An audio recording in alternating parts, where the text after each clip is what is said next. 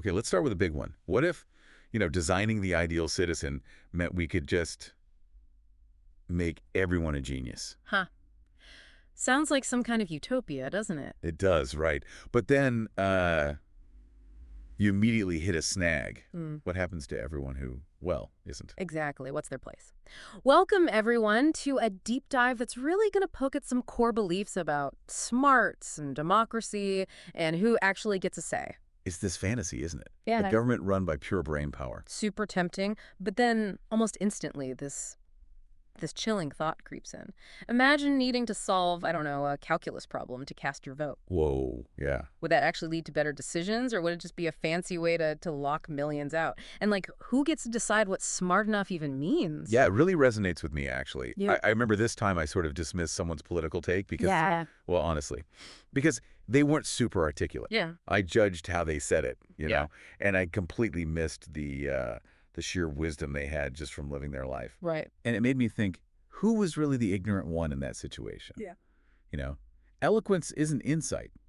Not always. And that's the classic democratic paradox, isn't it? We preach that every voice matters, every single one. Yeah, we say it all the time. But let's be brutally honest for a second. Do we really weigh all voices equally? Or are we just naturally drawn to people who think like us, who talk like us? We definitely lean towards the familiar, the comfortable. It exposes our own biases, really. It absolutely does. So, okay, instead of just nodding along and saying, well, yeah, some groups struggle in democracy because, lower IQ, what if we just flip that whole idea? Flip the script. How so? What if those struggles aren't about the people at all? What if they're actually symptoms, flashing red lights, showing flaws in the system itself? Okay, I'm with you. So the problem isn't the individual, but the structure. Precisely. Is the whole democratic game potentially rigged? Designed, maybe unconsciously, maybe not, to favor a certain type of intelligence? Yeah, think about that. What if the hurdles people face, understanding complex policies, navigating the voting process, even just getting reliable information, what if those aren't about innate brain power? Right. What if they're about systems built by and for a very specific kind of thinker? Analytical, abstract. Leaving others behind. So, are we just mistaking systemic barriers for, like, personal failings? That's the million-dollar question, isn't it? I saw this debate once. One candidate was all jargon, complex policy details, almost like a weapon. Intimidation tactic. Yeah. While the other person just spoke plainly about rent, about jobs, everyday stuff. And guess who the commentators called sophisticated? Let me guess. The jargon guy. You got it. And the other was basically dismissed as, well, simple, uninformed, but whose reality was actually being represented there. Which brings us right back to that fundamental question. What actually makes a citizen valuable in a democracy? Is it their score on some test? Or is it the system's moral capacity, its ability to actually serve everyone, regardless of how they test or think or speak? Churchill's line, right? Democracy is the worst system, except for all the others. We hear that a lot. We do, but, for the folks who are constantly pushed to the margins, whose way of understanding is labeled inadequate, is it really any better for them? Or is it just exclusion with extra steps? A bit more subtle. Exactly. Are we maybe just settling for a system that, by its very design, leaves certain people out in the cold? It makes you think about history, doesn't it? Oh, absolutely. Literacy tests, poll taxes, they were always framed as ways to ensure an informed vote. But the reality was different. The reality was disenfranchisement, targeting specific groups. So the uncomfortable question is, are we just creating new barriers today, more subtle ones, maybe using this idea intelligence as the new gatekeeper? And who gets to define lower IQ anyway? The test makers. People who maybe benefit from seeing intelligence as this neat hierarchy? It feels less objective science, more power dynamic. Who holds the power to define who counts as a worthy participant? And think about being informed. How much of that is just seeking out stuff that confirms what we already believe, presented in a way that feels comfortable? The echo chamber effect. Right. Is that real understanding? Yeah. Or just comfortable reinforcement? It questions what real intellectual engagement even looks like versus just nodding along with our own biases. Which leads to this kind of provocative thought.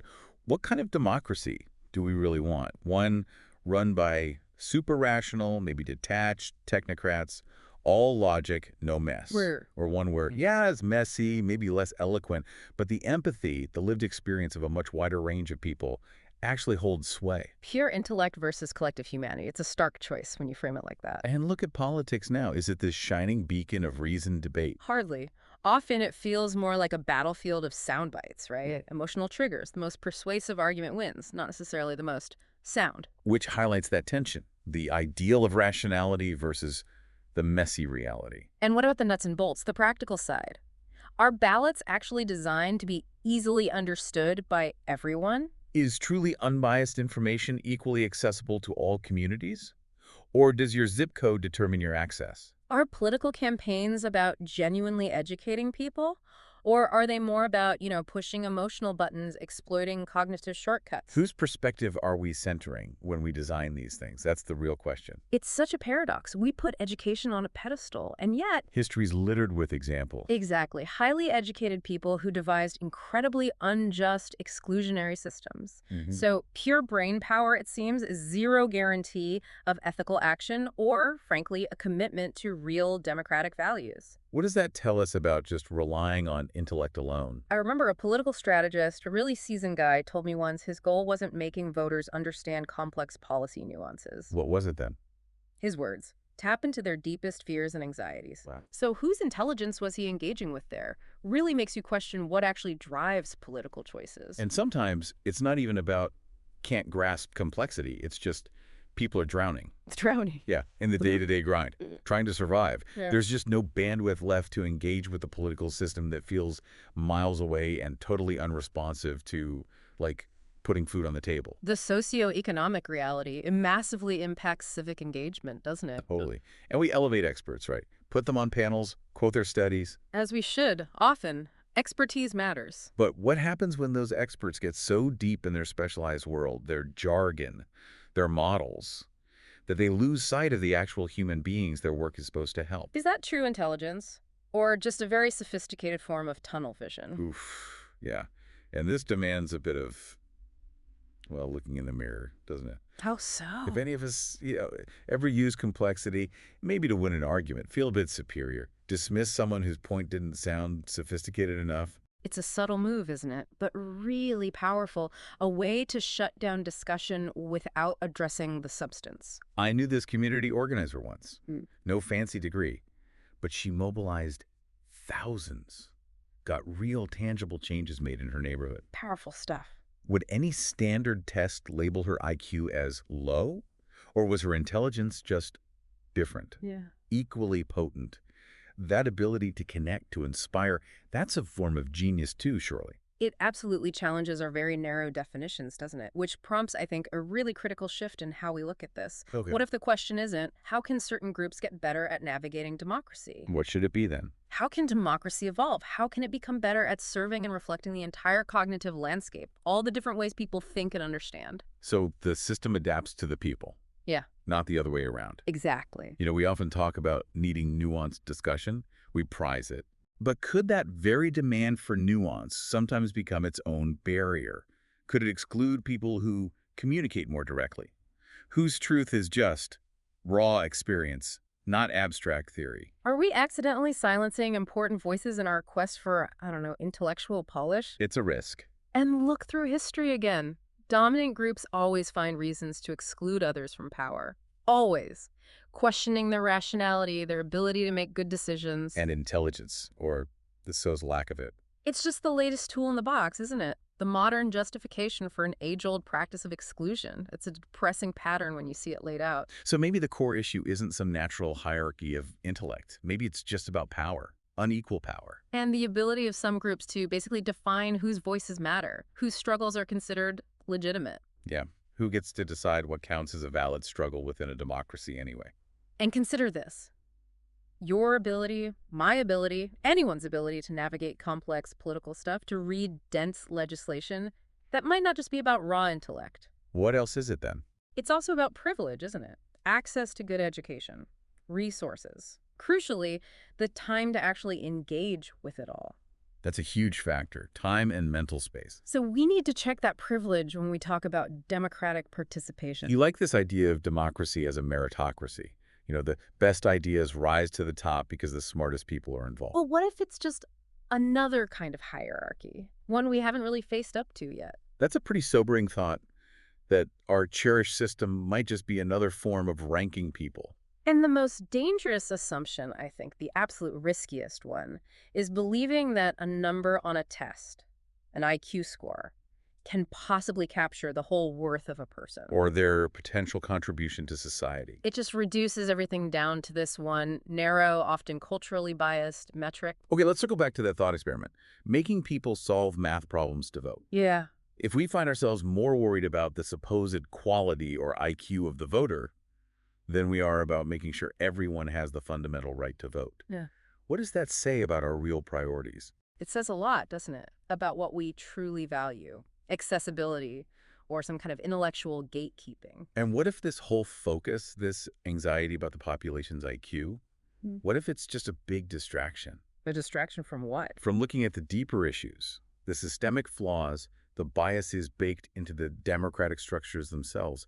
Are we just blaming individuals to avoid fixing the system? It's easier, isn't it, to point fingers at people than to dismantle and rebuild potentially broken systems. It shifts the responsibility. So maybe the question isn't, are some people incapable of understanding democracy? Maybe it's. Has our democracy become so complex, so inward-looking, that it fails to understand the diverse needs of its own people? That flips the whole thing on its head. We often talk about political understanding like it's software upgrades, you know? If you don't have the latest cognitive OS, you're obsolete. Yeah, that's a good analogy. But basic human dignity, that's not contingent on intellectual upgrades. Everyone has inherent worth, full stop. Can you imagine looking someone in the eye, truly, and telling them, sorry, your voice doesn't count because you can't write a fancy essay on electoral reform?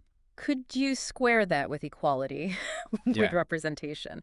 That's the human cost of this kind of intellectual elitism when it seeps into democracy. It forces some real self-assessment, doesn't it, for all of us? Absolutely. Think back. When have you made a snap judgment about someone's intelligence based on how they spoke, their accent, their education level, We all do it, probably more than we admit. and what parts of their experience, their humanity, their potential insight might you have just completely missed in that moment? Recognizing that internal bias is huge. Because sometimes, in chasing articulate arguments, perfectly structured points, we just stop hearing Stop hearing what? the simple, powerful language of lived reality. The raw words of someone facing real hardship who maybe doesn't have the polished vocabulary we expect. Yeah. Are we valuing eloquence over actual experience? There's that old saying, isn't there? Something like, you know how the rain is made, I know how to feel it coming. I like that. When the real storms hit, which kind of knowledge is more vital? It highlights that there are different, equally valid ways of knowing. So what's the ethical cost? The price we pay for a democracy that, intentionally or not, puts up cognitive hurdles. Who pays that price? And can you really call a system democratic if it functions that way? It cuts to the very soul of what democracy should be. Perhaps the goal shouldn't be trying to engineer smarter voters. What then? Maybe. Mm-hmm. Maybe building more empathetic systems, making information genuinely accessible to everyone, not just those who know where to look or how to decipher it. And doing real outreach, engaging people where they are in language they understand. The responsibility shifts to the system itself. Because, look, you don't need a PhD to know when you're being ignored. Right. You don't need a high IQ to feel like your voice isn't being heard, like the system isn't working for you. You just need to be human. And who defines what a struggle is within democracy? Is it the academic writing papers from an office somewhere? Or is it the person actually living with the consequences of inequality every single day? Whose definition holds more weight, or should hold more weight? It challenges that authority of abstract theory over lived reality. I've definitely come to think that complexity, it isn't always a sign of depth or rigor, Sometimes it's just complexity. or worse. Sometimes it's a smokescreen, a deliberate tactic to obscure a simple, maybe uncomfortable truth. And that truth is often just exclusion. There's that profound idea, isn't there, that the real measure of a society, of a democracy, it's not how brilliant its elites are. What is it then? It's how it treats its most vulnerable members. That's the ultimate stress test. And there's this bias, isn't there, about intelligence. It's so deep, so unconscious often. It shapes everything. Who we listen to, whose opinions we automatically value more, who we think deserves power. Recognizing it is just the first step. It's like noticing the air you breathe. And maybe try this exercise. Think of a time you felt shut out, ignored, maybe intellectually intimidated by a system, a bureaucracy, whatever. Felt small. Now, try to imagine that feeling not as a one-off event, but as the constant daily reality for many people living within our supposed democracy. That empathy piece is just crucial. Because ultimately, there's no single blueprint for the ideal democratic citizen. That's a myth. There are just billions of us, diverse humans, different strengths, different ways of seeing, navigating this messy world. And a responsibility. It has Mhm. to fall in the system. The democratic structures themselves have to adapt to us, to that reality, not demand that we all fit into its predefined box. Which brings us back to reframing the whole conversation. Perhaps the most vital question isn't, why do certain groups struggle in democracy? But rather, Why does democracy itself so often struggle to be truly democratic for everyone? that hits differently, doesn't it? It does. Okay, final choice then. Imagine you had to choose. Democracy run with cold, hard efficiency by a cognitive elite. Perceived efficiency, maybe. Okay, perceived efficiency. Or a democracy that's maybe messier, louder, less predictable, but genuinely includes all voices. Which one truly aligns with your core values? You can't really champion democracy with your words while secretly believing half the population isn't smart enough to participate meaningfully. That's just hypocrisy. It's intellectual elitism dressed up as civic concern. It's dangerous. If this whole democratic experiment falters someday, where will history point the finger? At the so-called uninformed masses, or at the supposedly intelligent architects who couldn't or wouldn't build a system that actually worked for everyone. That's a legacy question right there. And staying silent, just accepting the status quo where systems aren't accessible, that's not neutral. Right. It's implicitly endorsing the exclusion, often wrapped up nicely in arguments about upholding standards. Silence is complicity here. When future generations look back at us, grappling with these huge challenges, what story will they tell? Will it be about the voters' supposed flaws? Or will it be about our collective failure? Our failure to make democracy live up to its most basic promise for every single person. Maybe the real strength of democracy isn't the average IQ score. Maybe its true resilience lies in something deeper. Its ability to genuinely value and integrate the contributions of every single citizen, no matter how they express them, no matter how we measure them. I know I've had to confront my own biases on this, big time. Those moments where I catch myself thinking, oh, they just don't get it. Mm-hmm. But the failure isn't Right. theirs, it's mine. It's my arrogant assumption about what it even is. It's an ongoing process, that self-reflection. And we all have those hidden assumptions about intelligence, every one of us, seeing them, admitting them. That's the non-negotiable first step if we actually want to build something more inclusive, more democratic. So revisiting that first idea, instead of trying to engineer the perfect citizen, Yeah. maybe we should just focus really diligently on engineering a democracy that doesn't need to be picky about who it includes. Yeah. A system that is just by default. Exactly. A truly resilient democracy isn't about finding the smartest people. It's about creating a system so fundamentally fair, Yeah. so just, that it empowers everyone, period. Look, if this deep dive, if wrestling with intelligence and democracy has made you feel a bit uncomfortable, challenge some assumptions, I'd say lean into that. Sometimes that discomfort, that's where the real learning starts. It's a catalyst. And if this conversation has maybe shifted how you think about what struggle in democracy really means, please share it. Share it with people who tend to focus only on individual shortcomings, rather than asking about the system itself. This has been the deep dive. We definitely haven't offered easy answers today about who struggles or why. No, instead, we've tried to raise a much harder, maybe more fundamental question. Which is, Whether the democracy itself is struggling to be truly democratic for absolutely everyone.